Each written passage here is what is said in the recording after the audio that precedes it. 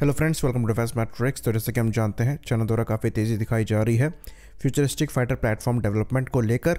साथ ही साथ जो इनके ड्रोन प्रोग्राम है वो भी काफ़ी तेज़ी से आगे बढ़ रहे हैं। तो ये चीज़ इंडियन एरोस्पेस प्रोग्राम से भी कंपेयर करी जा रही है, जिसके अंतर्गत तेजस मार्क 2 और एएमसी जैसे प्रोग्राम से भी यहाँ पर पैरेलल ड्रॉ किया जा रहा है। डेफिनेटली हम यहाँ चाइना से मिनिमम एक डेकेड पीछे हैं। यहाँ पर रिक्वायरमेंट एग्जिस्ट करती है कि हम अपने R&D बजट को बढ़ाएं, साथ ही साथ जो डिफेंस स्पेंडिंग है उसको भी उसी हिसाब से बढ़ाया जाए। तो ये ऑब्वियस सी चीज़ें हैं, पर यहाँ पर कुछ लोगों द्वारा ये कहा जा रहा है कि जो तेजस मार्क 2 जैसे प्रोजेक्ट हैं ये टू लिटिल टू लेट हैं, और जो AMCA का प्रोग्राम है इसमें भी हम काफ़ी ज़्यादा डिले देख रहे हैं। तो रियलिटी यहाँ पर क्या है, इसको हम थोड़ा समझने की कोशिश करेंगे आज के इस वीडियो में, ताकि ये जो डाउट्स हैं लोगों के ये क्लियर हों। तो तेजस मार्क 2 के प्रोजेक्ट की बात करें तो मोस्ट लाइकली नेक्स्ट ईयर यानी कि 2025 के एंड तक हो सकता है एयरक्राफ्ट को रोल आउट कर दिया जाए, या फिर 2026 के स्टार्ट में रोल आउट कर दिया जाए और 2026 के एंड तक एयरक्राफ्ट को पहली बार फ्लाई भी करा दिया जाए। तो जो सर्विस इंडक्शन टाइम है इस प्लेटफॉर्म की 2030 के अराउंड की आपको मिलेगी, अगर सब कुछ टाइम से चलता है।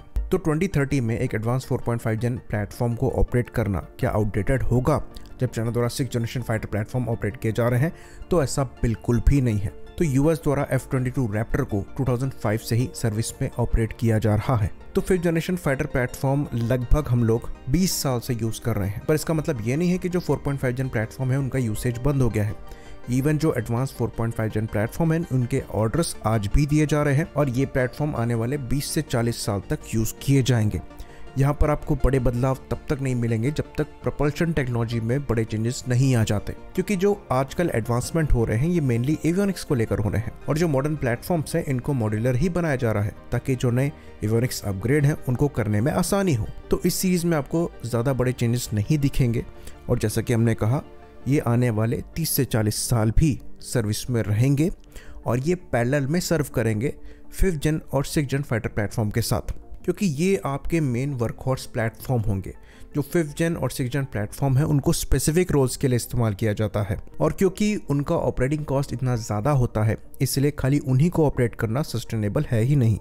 ये यूएस जैसी कंट्री के लिए सस्टेनेबल नहीं है जिनका डिफेंस बजट इतना ज़्यादा है, तो बाकी कंट्रीज ये कर ही नहीं सकती। तो तेजस मार्क 2 जैसे कॉस्ट इफेक्टिव फाइटर प्लेटफॉर्म तो फ्यूचर के लिए बहुत ही ज़्यादा क्रूशल है। बाकी बात जब आती है AMCA प्लेटफॉर्म की, तो हाँ यहाँ पर डिले डेफिनेटली है, लेकिन उस डिले को कैटर करने के लिए हम 6th जनरेशन टेक्नोलॉजीज को AMCA में इंट्रोड्यूस करा सकते हैं।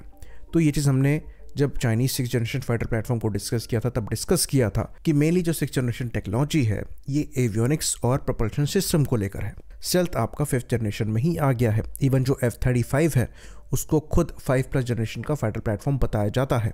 तो अगर आप advance avionics, AI integration, powerful network centering capability introduce करा देते हैं AMCA के साथ, तो ये वैसे ही 6th जनरेशन फीचर्स के साथ होगा। बाकी अगर एयरक्राफ्ट के ज़्यादा स्टेल्दी डिज़ाइन की बात करें तो ये कोई नई चीज़ नहीं है। तो चाइना ने भी अपने 6th जनरेशन फाइटर प्लेटफॉर्म के प्रोटोटाइप के साथ कोई चीज़ रिवॉल्यूशनरी नहीं इंट्रोड्यूस करी है। हाँ, अगर एवियोनिक्स में ऐसा कुछ इन्होंने इंट्रोड्यूस किया हो तो वो बात अलग है, पर पब्लिक डोमेन में उसके बारे में फिलहाल इन्फॉर्मेशन नहीं है। जो दूसरा इंपॉर्टेंट एरिया है जो कि प्रोपल्शन है, वहाँ पर तो हम क्लियरली किसी तरीके के एडवांसमेंट को नहीं देख रहे हैं कि नेक्स्ट जेन प्रोपल्शन टेक्नोलॉजी वहाँ पर इस्तेमाल करी गई हो। फ्यूचर में कर दे तो बात अलग है, पर अगर वर्टिकल टेल यहाँ से मिसिंग है और एयरक्राफ्ट ज़्यादा स्टेल्दी है तो ये कोई नई चीज़ नहीं होगी। तो ये चीज़ हम आपको बता दें कि फ्यूचर जो है ये 6th जेन या 7th जेन का नहीं है, ये एक्चुअली अनमैन्ड ऑपरेशन का है, जिसके अंतर्गत AI पावर्ड ड्रोन्स जो हैं वो वॉरफेयर को आगे ले जाएंगे, और वो स्टेल्दी भी होंगे और स्मार्टली मिशन को एग्जीक्यूट करने में भी सक्षम होंगे। उसके पहले जो फ्यूचर है ये मैन्ड अनमैन्ड टीमिंग सिस्टम का है।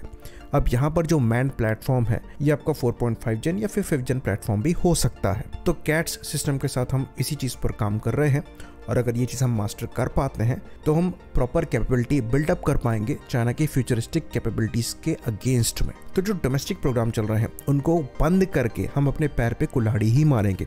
उल्टा हमें R&D में और ज़्यादा खर्च करना चाहिए ताकि हम इन टेक्नोलॉजीज़ पर काम और तेज़ी से कर सकें, और जो R&D और मैन्युफैक्चरिंग बेस है उसको और ज़्यादा स्ट्रॉन्ग डेवलप कर सकें। उल्टा कावेरी इंजन जैसे प्रोग्राम है उसमें हमें और ज़्यादा पैसा डालने की ज़रूरत है। बाकी ये चीज़ भी हम कहेंगे कि एज अ स्टॉप गैप हमें MRFA के अंतर्गत या फिर अलग से 5th जनरेशन फाइटर प्लेटफॉर्म के प्रोक्योरमेंट पर विचार करना चाहिए। कम से कम 2 से 3 स्क्वाड्रन हम इनके ले सकते हैं, लेकिन ये ज़रूर इंश्योर किया जाए कि हमारा कमिटमेंट हमारे डोमेस्टिक प्रोग्राम पर उतना ही हो इन इम्पोर्ट से उसको फ़र्क ना पड़े। और चाइना की जिस हिसाब से प्रोग्रेस हो रही है उस लिहाज से भी अब ये 5th जनरेशन फाइटर प्लेटफॉर्म का प्रोक्योरमेंट और ज़्यादा क्रूशल हो गया है। आई होप इन्फॉर्मेशन यहाँ पर क्लियर रही हो। इसी बात पर इस वीडियो को हम ख़त्म करेंगे। लाइक करिए, सब्सक्राइब करिए। जय हिंद।